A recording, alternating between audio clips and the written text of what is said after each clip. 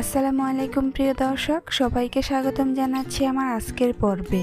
আজ আবারও হাজির হয়ে গেলাম আপনাদের মাঝে ভীষণ মজার একটি নাস্তার রেসিপি নিয়ে।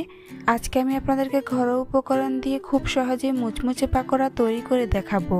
বৃষ্টির দিনে গরম চায়ের সাথে পাকোড়া কে না খেতে চায়, আর এই পাকোড়া যদি হয় ঘরোয়া উপকরণে তৈরি তাহলে তার কোনো কথাই হবে না।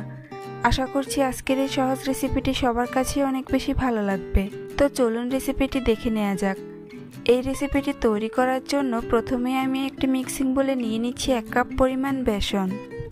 এখন এই বেসনের মধ্যে অল্প অল্প করে পানি দিয়ে লিকুইড একটি ব্যাটার তৈরি করে নিব। পানিটা একবারে দেওয়া যাবে না, অল্প অল্প করে দিয়ে মিশিয়ে নিতে হবে। এভাবে অল্প অল্প করে পানি দিয়ে ব্যাটারটাকে খুব ভালো করে মিশিয়ে নিতে হবে। আপনারা নিশ্চয়ই খেয়াল করেছেন আমি এখানে বেসনের মধ্যে কোনো কিছুই অ্যাড করিনি। প্রথমে এই বেসনটাকে ভালো করে ফেটিয়ে নিতে হবে। এই পাকোড়াগুলো তৈরির জন্য এই কাজটা অবশ্যই গুরুত্বপূর্ণ। বেসনটাকে একটু সময় নিয়ে ভালো করে ফেটিয়ে নিতে হবে। প্রায় 5 থেকে 6 মিনিটের মতো বেসনটাকে ফেটিয়ে নিলে দেখবেন বেসনের রং ফ্যাকাশে হয়ে গিয়েছে। তাহলেই বুঝতে পারবেন পাকোড়ার জন্য বেসনটা একেবারে পারফেক্টভাবে রেডি হয়ে গিয়েছে।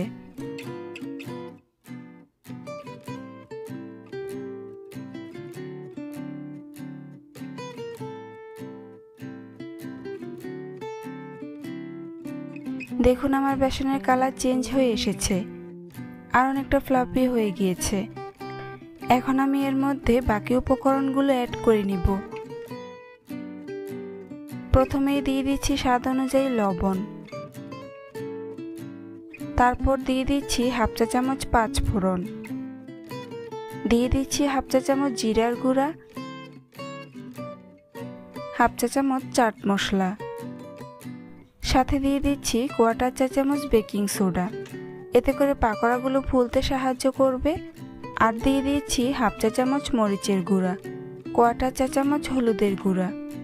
এবার দিয়ে দিচ্ছি 2টি কাঁচামরিচ কুচি, 1/4 কাপ পেঁয়াজ কুচি, সাথে দিয়ে দিচ্ছি 1/4 কাপ আলু কুচি,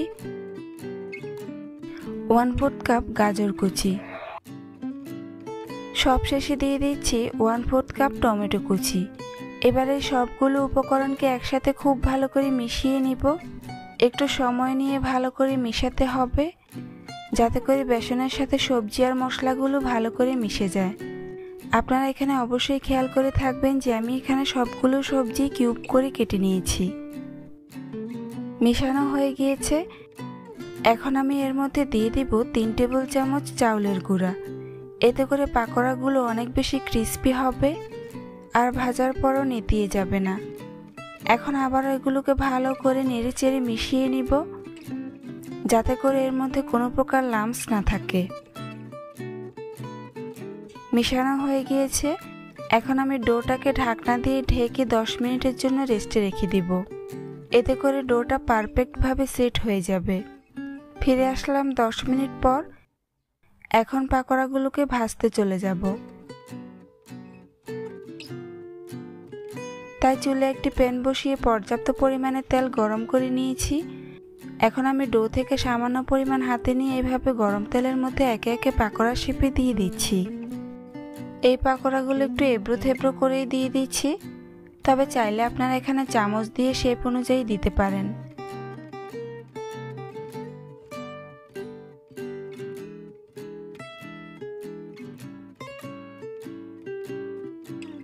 একবারে যতগুলো ধরে আমি প্যানের মধ্যে ততগুলো দিয়ে দিচ্ছি, বাকিগুলোকে পরে ভেজে নিব। কিছুক্ষণ পর এগুলোকে উল্টে দিব। পাকোড়াগুলো দেওয়ার সাথে সাথে আস্তে আস্তে কিন্তু তেলের উপর খুব সুন্দরভাবে ভেসে উঠেছে। আর এখানে একটা জিনিস অবশ্যই মনে রাখবেন যে পাকোড়াগুলো একই রকম ফ্লেমে শুরু থেকে শেষ পর্যন্ত ভেজে নিতে হবে, অর্থাৎ চুলার আঁচ বাড়ানো কমানো যাবে না। না হলে পাকোড়াগুলো অনেক বেশি তেল অ্যাবজর্ব করবে, যেটা খেতে ভালো লাগবে না। আর একই ফ্লেমে যদি ভেজে নেন তাহলে পাকোড়াগুলো একদমই তেল অ্যাবজর্ব করবে না। চুলার আঁচ মিডিয়াম টু লো হিটের মাঝামাঝিতে রেখেই পাকোড়াগুলোকে উল্টে পাল্টে ক্রিস্পি করে ভেজে নিব। বেশ কয়েকবার উল্টে পাল্টে এগুলোকে গোল্ডেন ব্রাউন কালার করে ভেজে নিতে হবে।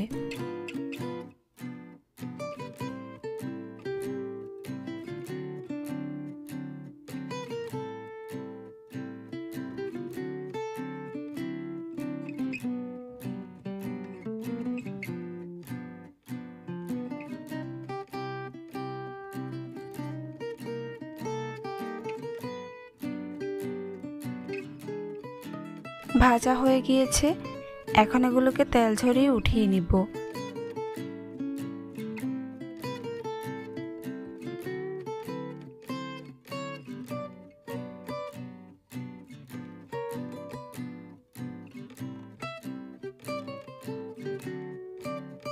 বাকি পাকোড়াগুলোকে আমি একই রকম ভাবে ভেজে নিয়েছি। দেখুন সবজির এই পাকোড়াগুলো দেখতে মাশাআল্লাহ কতটা সুন্দর ও লোভনীয় হয়েছে। খেতে কিন্তু খুবই মজার হয়েছে। বৃষ্টির দিনের বিকেলে এভাবে একবার হলো এই রেসিপিটি ট্রাই করে দেখবেন, কথা দিচ্ছি ভালো লাগবে। রেসিপিটি ভালো লাগলে কমেন্টস করে জানাতে ভুলবেন না। চ্যানেলটি সাবস্ক্রাইব করে পাশে থাকার অনুরোধ রইল। আজ এখানেই বিদায় নিচ্ছি। আল্লাহ হাফেজ।